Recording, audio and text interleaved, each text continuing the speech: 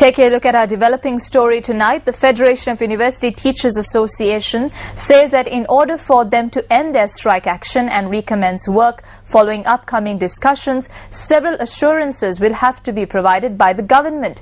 General Secretary of FUTA, Dr. Terence Madhujit, said that there had been extended an invitation for discussions with the Minister of Economic Development, Basil Rajapaksa, tomorrow. We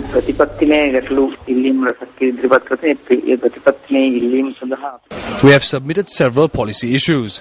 We need some sort of framework in relation to these policy demands. We referred several circulars that impinge on the independence of universities to him several weeks ago. These circulars must be withdrawn as soon as possible. The salary arrears for the past 3 months must be paid in full. When discussions were held with Dr. P.B. Jayasundara on the 5th of September, he said that a proposal for a long-term solution to the wage issue would be put forward. But we did not have an opportunity for discussions after that, so we need to receive that proposal. Once all these conditions have been fulfilled, based on the agreement of our membership, we will be able to cease the strike action.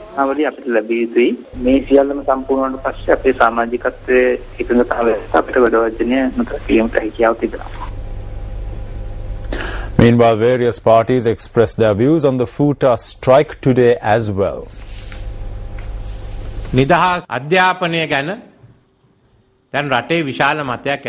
Free education has now become a contentious issue in the country, but the government does not discuss it. I saw on 2 occasions where the president held discussions with representatives of the stock exchange.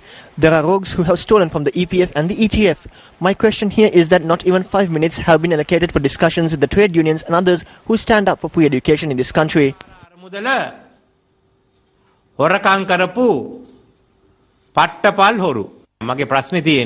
තාම මිනිත්තු 5ක් වෙන් කළා නෑ මේ 106 කියලා කියන්නේ එක්තරා විදිහක මෙසේජ් එකක් අධ්‍යාපනය සම්බන්ධයෙන් රාජ්‍ය කාර්යභාරය සම්බන්ධ This 6% is a message of sorts. It is a message regarding the duty of the government with regard to education. Today we need to take a discussion beyond an opposition slogan. Now it is being said that this is a conspiracy to topple the government. Toppling governments or otherwise is not the job of the FUTA. Our duty is to take this discussion forward with anyone who shows interest in it. ආචාර්ය සමිති සම්මේලනයේ කාර්යභාරයක් නෙමෙයි ආණ්ඩු පෙරලනවද නැද්ද කියන එක. විශ්වවිද්‍යාල කතිකාචාර්යවරු මහාචාර්යවරු මේ වැඩේ කරගෙන ගියා බොහොම හොඳයි. ඒ වුණාට කිසිම දේශපාලන පක්ෂ සම්බන්ධ කරගන්න කැමති නැතිලු. මේක උගුරට හරහා බෙහෙත් කනවා වගේ වැඩක්. The university lecturers took this campaign forward and that is very good, but they say that they do not want to include any political parties. This is like taking medicine without the knowledge of the truth. It cannot be done that way. If this should be obtained from the government and the government is not giving it, then what should be done? This is obviously not a campaign that is on the side of the government. There is no need to lie. Not a single person here would have come here unless they are against the government. They have a backbone and they are here because they are opposed to the government. I kindly and respectfully ask that, in order to have these demands fulfilled, join with the UNP and leave aside the others with ulterior moves.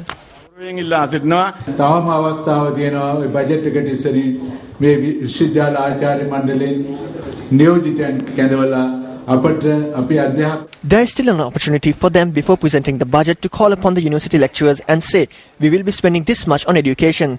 They can respond saying they will resolve the university lecturers' salary issue. It is good for the government to respond in this manner. Otherwise, the government will have to face a huge crisis. The government is attempting to downplay this through mudslinging and threats.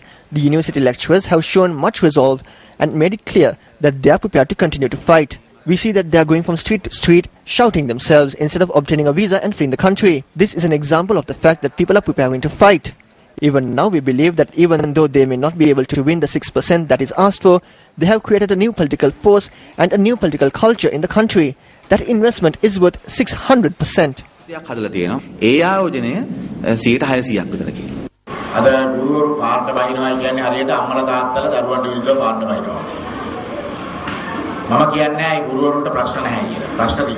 When teachers take to the streets, it is similar to parents taking to the streets against their children. I am not saying that these teachers do not have problems. They have problems, but any salary is determined on the economic status of the country. Today, allocating 6% of the country's national expenditure for education is a controversial issue. I looked at how much other countries allocate for education. The US allocates 5.4%. Canada allocates 5.1%. Countries like Australia allocate 5.2%. Our neighbor India allocates 4%. Do they go on strike asking for 6%?